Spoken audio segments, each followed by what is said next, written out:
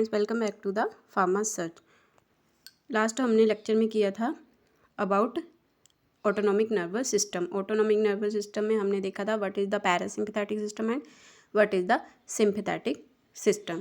ठीक है, वो सारी इंट्रोडक्शन हो गई थी, कौन कौन सी न्यूरोट्रांसमीटर होते हैं, कौन कौन से रिसेप्टर होते हैं। ठीक है, तो नेक्स्ट जो टॉपिक है वो है पैरासिम्पैथेटिक या फिर cholinergic system and drugs. Parasympathetic जो ड्रग्स है उसको आप कोलिनर्जिक ड्रग्स भी बोल सकते हो, पैरासिम्पैथोमाइमेटिक भी बोल सकते हो। सिम्पैथोमाइमेटिक मतलब वो सेम एक्शन कॉपी करती हैं एज एसिटाइल कोलिन के। जो एसिटाइल कोलिन का एक्शन होगा वही कोलिनर्जिक ड्रग्स का एक्शन होगा, इसीलिए उनको बोलते हैं माइमेटिक। ठीक है, तो इसमें हम देख लेते हैं। Acetyl choline is a major neurohumoral transmitter at autonomic and somatic sites. Acetyl choline is synthesize locally in the cholinergic nerve ending. अब जो आपका पैरासिम्पैथेटिक सिस्टम है, इसमें जो मेजर न्यूरोट्रांसमीटर है, मेजर केमिकल है, कौन सा होता है? Acetyl choline. ठीक है, तो जो आपका एसिटाइल कोलिन है वो कहाँ पे बनता है, कहाँ पे सिंथेसाइज होता है? Locally in the cholinergic nerve ending. तो जो आपकी नर्व्स होती है, ठीक है, उनकी जो एंड होता है, नर्व एंडिंग होती है, वहाँ पे वो सिंथेसाइज होता है। तो इसमें हम फर्स्ट ऑफ ऑल यही देखेंगे synthesis, storage and release of acetyl Colin. जो एसिटाइल कोलिन है उसकी कैसे वो बनता है, सिंथेसाइज होता है। ठीक है, फिर उसकी कहाँ पे स्टोरेज होती है, फिर स्टोरेज होने के बाद कब उसका रिलीज होता है। ठीक है, तो ATP plus acetate plus coenzyme, इनकी रिएक्शन होगी एसीटेट एक्टिवेटिंग रिएक्शन। उससे क्या बनेगा? Acetyl coenzyme. एसिटाइल कोएंजाइम बनने के बाद उसमें कोलिन ऐड होगा। ठीक है, फिर दोनों की जो रिएक्शन होगी, कौन सा एंजाइम करवाएगा? Choline acetyl transferase. ठीक है, उसके बाद लास्ट में आपका बन जाएगा acetyl choline plus coenzyme A. ये तो हो गया जनरल कि आपका एसिटाइल कोएंजाइम कैसे बनता है, जनरल रिएक्शन है। ठीक है, अब नेक्स्ट देखेंगे कोलिन है जो वो कहाँ से आता है। इसमें जो एसिटाइल कोएंजाइम में कोलिन हम ऐड करते हैं तो वो कहाँ से हमें मिलता है? Choline is transported from extra cellular space into the axoplasm of cholinergic neuron through a sodium dependent transport system. अब जो कोलिन है वो हमें बाहर एक्स्ट्रा सेलुलर सेल के बाहर से अंदर आता है बाय सोडियम चैनल्स के। ठीक है, चैनल्स ओपन होते हैं सोडियम चैनल, उनके थ्रू कोलिन आपका इंटरसेलुलर में आ जाएगा। ठीक है, जो एसिटाइल कोएंजाइम के साथ रिएक्शन करके एसिटाइल कोलिन बनाएगा। ठीक है, हेमिकोलिनियम ब्लॉक कोलिन अपटेक। अब जो कोलिन हमें एक्स्ट्रा सेलुलर से आता है उसको कौन सी जो ड्रग है वो रोकती है? हेमिकोलिनियम। ठीक है, वो उसको स्टॉप, अगर हेमिकोलिनियम है तो वो ब्लॉक कर सकती है कोलिन की अपटेक को, जिससे हमारा एसिटाइल कोलिन नहीं बनेगा। अब ये तो हो गया एसिटाइल कोलिन हमें कहाँ से मिलता है? एक्स्ट्रा सेलुलर स्पेस में मिलता है। जो भी हम फैटी एसिड लेते हैं जब उनकी मेटाबॉलिज्म होती है तो हमें एसिटाइल कोएंजाइम मिलता है।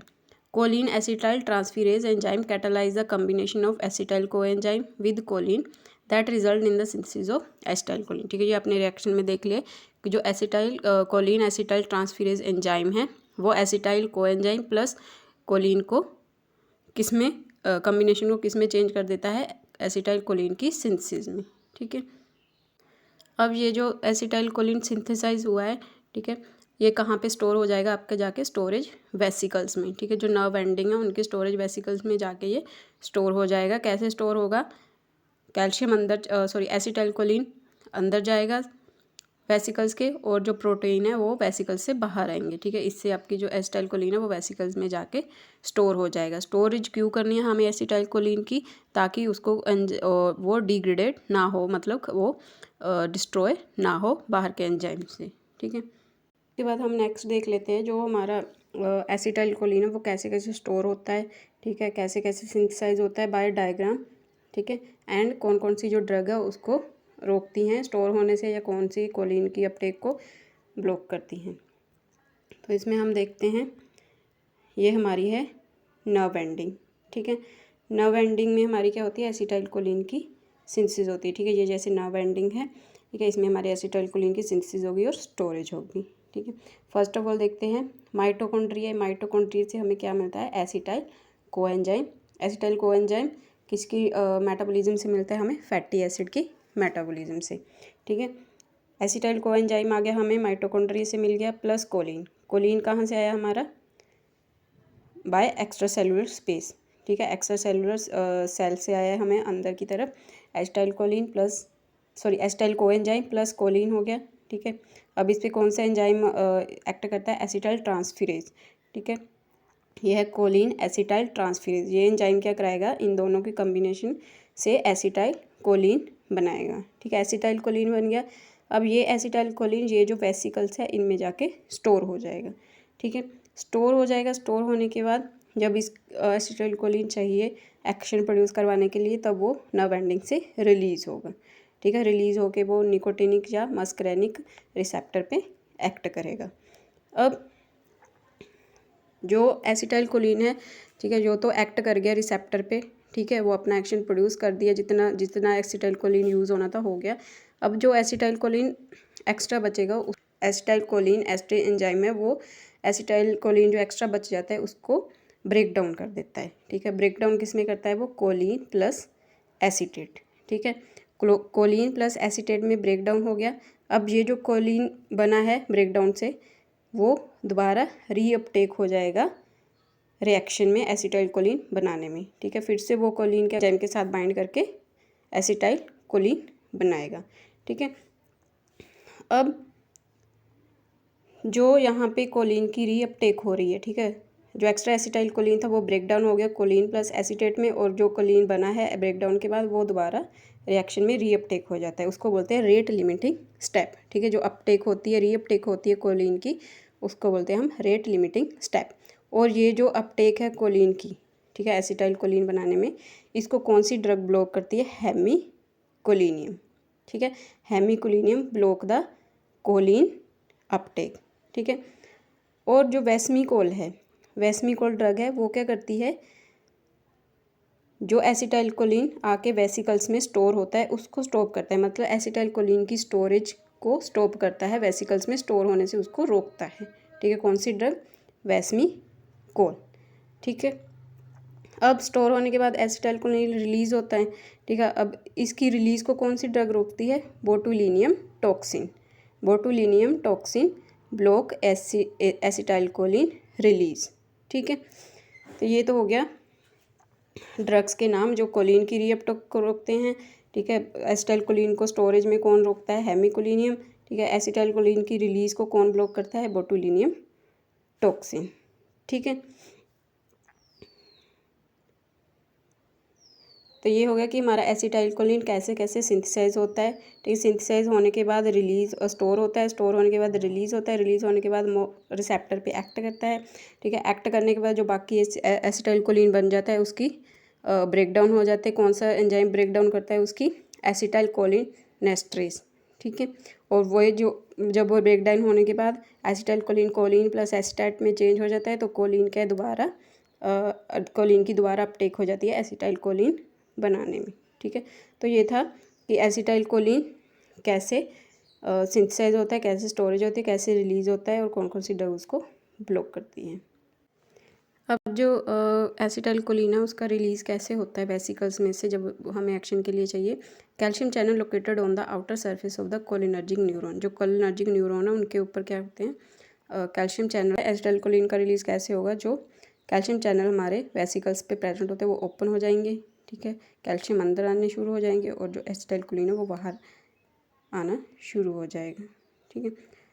तो नेक्स्ट है हमारा immediately after release acetyl Colin is hydrolysed by the enzyme choline esterase and choline is recycled and the enzyme occur in the body, ठीक है। एसिटाइल कोलिन रिलीज़ हो गया। रिलीज़ होने के बाद जो एंजाइम है कोलिन एस्ट्रेज, ठीक है, पहले भी मैंने आपको बता दिया कि कोलिन एस्ट्रेज क्या करेगा, एसिटाइल कोलिन को हाइड्रोलाइज कर देगा, ब्रेक डाउन कर देगा कोलिन प्लस एसीटेट में, और जो कोलिन है वो दोबारा रिसाइकल हो जाएगा, ठीक है, एसिटाइल कोलिन बनाने में। और जो एंजाइम्स है हमारा कोलिन एस्ट्रेज, ये हमारी बॉडी में ही प्रोड्यूस होता है, ठीक है।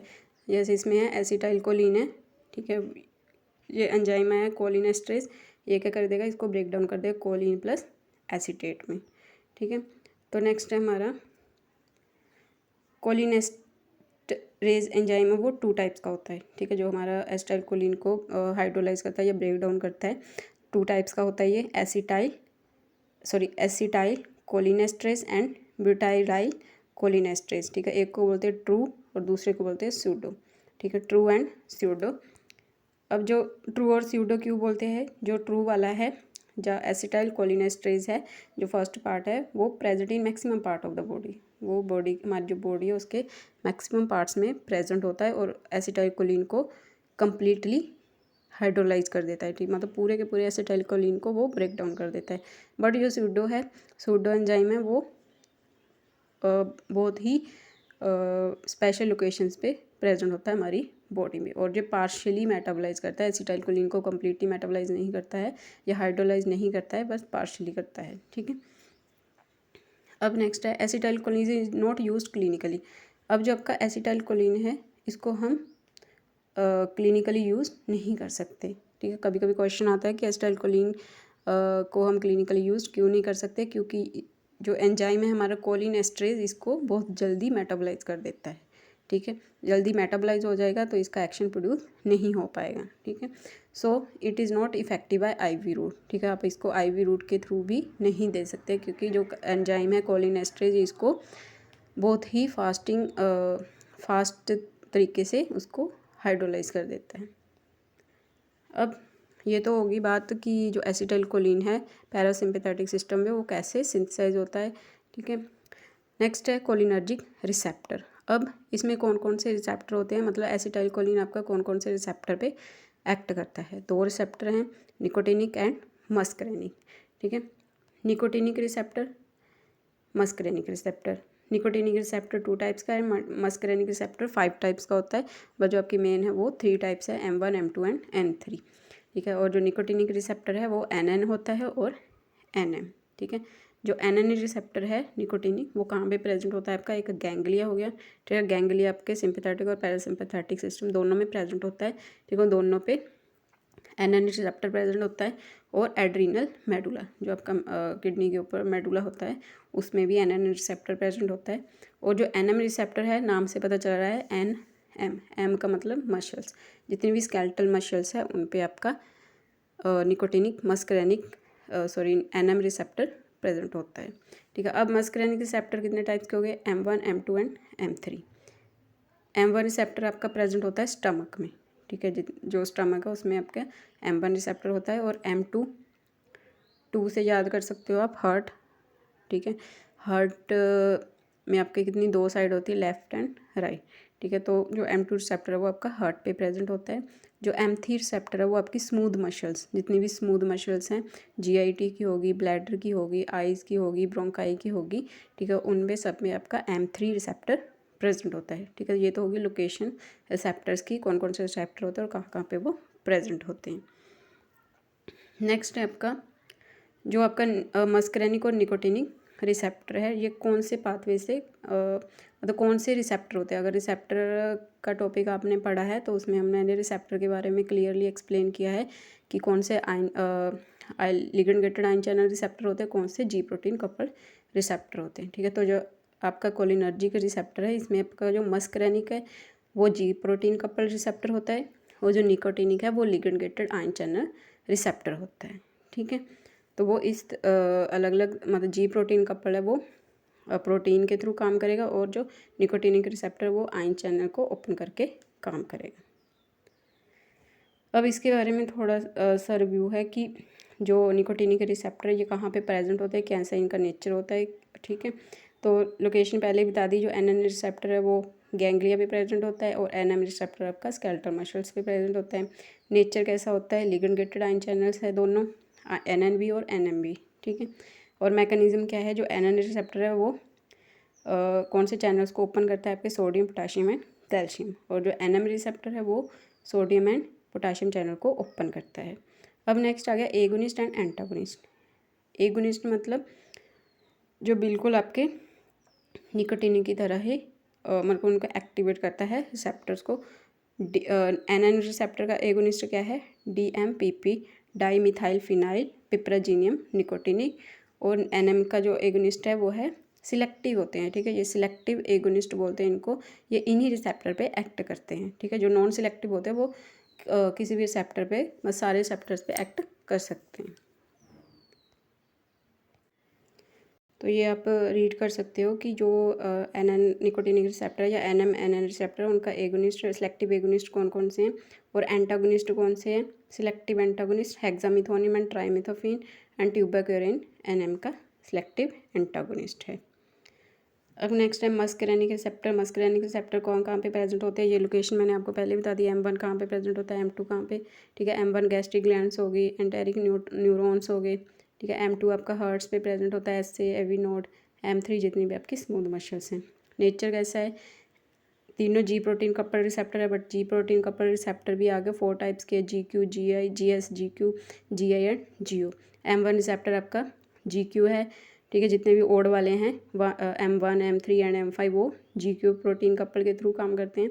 एंड जो इवन वाले हैं M2, M4 ये GI और GO प्रोटीन कपल रिसेप्टर के थ्रू काम करते हैं। ये सारे रिसेप्टर की एक्सप्लेनेशन आपको रिसेप्टर वाली वीडियो में मिल जाएगी।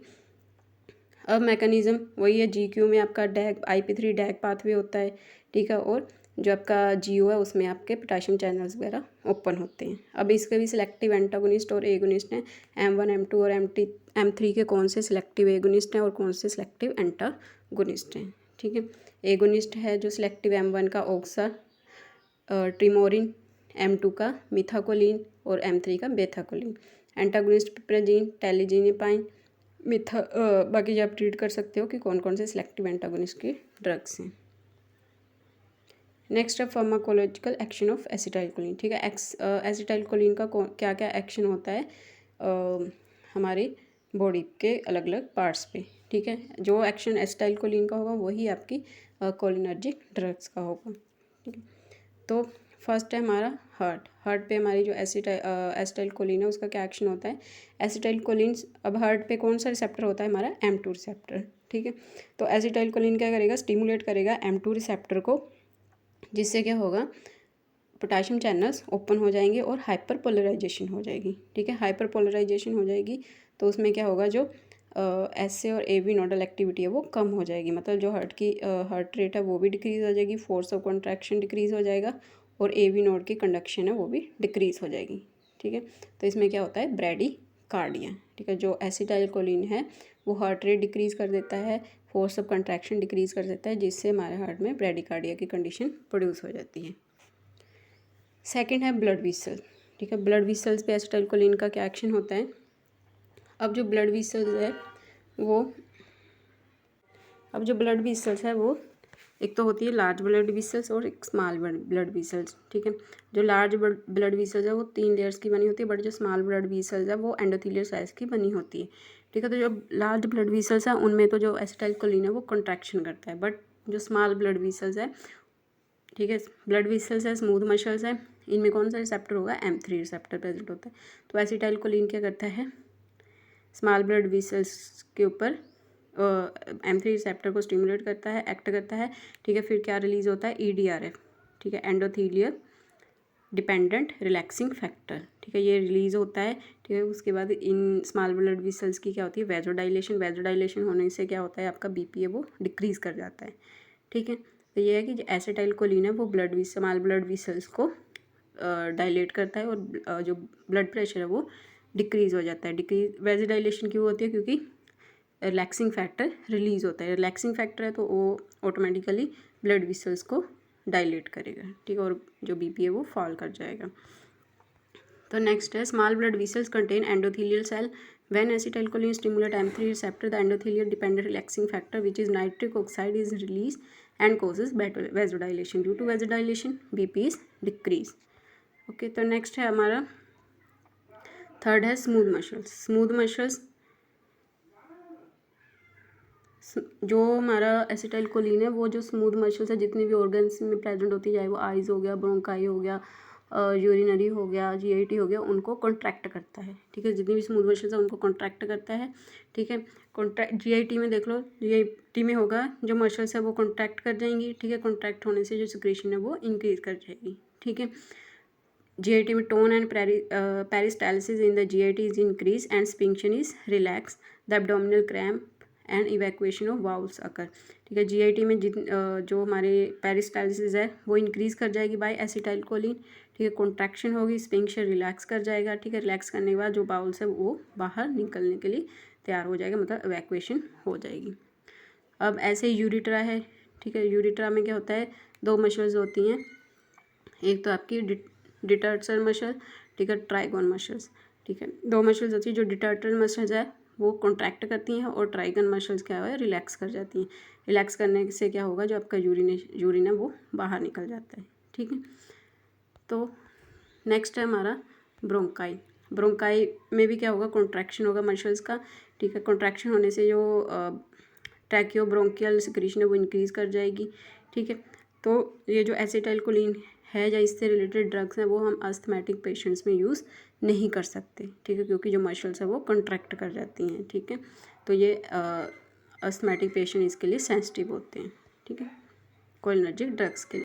नेक्स्ट है ग्लैंड्स, ठीक है। ग्लैंड्स में क्या होगा, जो सिक्रीशन है बाय एसिटाइलकोलिन इंक्रीज़ हो जाएगी, जैसे स्वेटिंग इंक्रीज़ हो जाएगी, salivation, lacrimation by acetylcholine increase हो जाएगी in all the glands. Next है आई। आई में भी क्या होगा, आपका कॉन्ट्रैक्शन होगी ऑफ सर्कुलर मसल, ठीक है। जो आपकी आईज की इरिस की सर्कुलर मसल्स है उनमें कॉन्ट्रैक्शन होगी, जिससे क्या होगा, आपकी मायोसिस होगी, ठीक है, बाय एसिटाइलकोलिन एक्शन। ये हमने जितने भी रीड किए वो सारे थे मस्करेनिक एक्शन, ठीक है। नेक्स्ट है हमारा निकोटिनिक एक्शन। जो निकोटिनिक पे क्या एक्शन होगा एसिटाइलकोलिन का, ठीक है। निकोटिनिक रिसेप्टर दो थे, एनएन एंड एनएम। एनएन था आपका किस पे प्रेजेंट था, autonomic ganglia and adrenal medulla, ठीक है। ऑटोनोमिक गैंग्लिया आपका सिंपैथेटिक और पैरासिम्पैथेटिक दोनों में प्रेजेंट होता है, ठीक है। Both parasympathetic and sympathetic ganglia are stimulated by ACh acetylcholine through the stimulation of NN receptor, ठीक है। तो जो ऑटोनोमिक गैंग्लिया उस पर एसिटाइलकोलिन का क्या एक्शन होगा, ठीक है। तो वो एनएन रिसेप्टर को स्टिमुलेट कर देता है, ठीक है। स्टिमुलेट करने से उसकी जो रिलीज होती है आगे एक्शन प्रोड्यूस होता है। एनएम रिसेप्टर आपका कहाँ प्रेजेंट होता है, न्यूरोमस्कुलर जंक्शन पे, ठीक है। जितनी भी आपकी स्केलेटल मसल्स हैं उनमें प्रेजेंट होता है। Acetylcholine stimulate the skeletal muscle contraction by action on NM receptor, ठीक है। तो एसिटाइलकोलिन क्या करेगा, स्केलेटल मसल्स पे एक्ट करेगा थ्रू एनएम रिसेप्टर, और जितनी भी स्केलेटल मसल्स हैं उनकी क्या होगी, कॉन्ट्रैक्शन, ठीक है। तो ये तो हो गया हमारे कोलिनर्जिक सिस्टम, ठीक है। इसमें हमारे कौन कौन से रिसेप्टर होते हैं, एसिटाइलकोलिन कैसे सिंथेसाइज होता है, और एसिटाइलकोलिन का क्या क्या फार्माकोलॉजिकल एक्शन है ऑन मस्करेनिक और निकोटिनिक रिसेप्टर पे, ठीक है। तो नेक्स्ट वीडियो में हम पढ़ेंगे व्हाट आर द ड्रग्स, कौन कौन सी ड्रग्स होती हैं हमारी कोलिनर्जिक सिस्टम में, ठीक है। Thank you for the watching.